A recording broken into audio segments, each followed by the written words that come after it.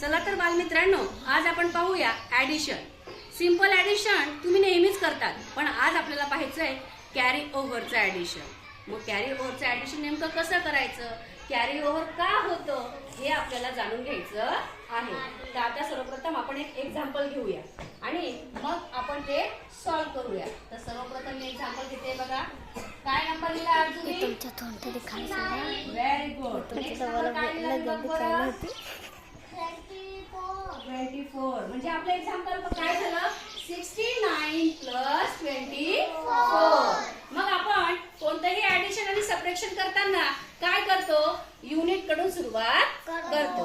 मग युनिट कडून सुरुवात करत असताना आपले नंबर कोणते आले, 9 and 4. 9 and 4 आपल्याला ऍड करायचे आहे. काय येईल 9 आणि 4 ऍड केल्यावर? 13. Very good. मग आपण हे घेतले 13. आता हा आलेला 13 नंबर असाच आपल्या इथे ठेवायचा आहे का? नाही. तर का नाही ठेवायचा आहे, कारण हा जो बॉक्स आहे हा कोणता आहे, युनिटचा आहे. मग 13 मधले युनिट किती आहे, 3. मग आपल्याला 3 जे ठेवायचे आहे आणि 1 जो आहे हा काय आहे, 10 आहे.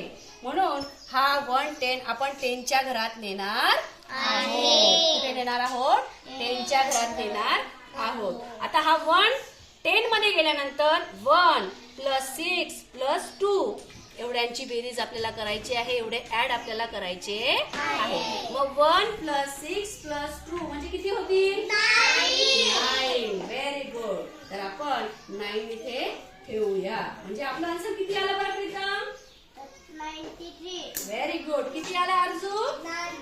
93. म्हणजे आपला आन्सर आलेला आहे 93. तर तुम्हाला कळलं का आपण कॅरी ओव्हर का केलं? आपल्याला जो 13 नंबर आलेला होता त्यातला युनिट मध्ये आपण 3 वरती म्हणजे स्क्रीनवर ठेवलेला आहे.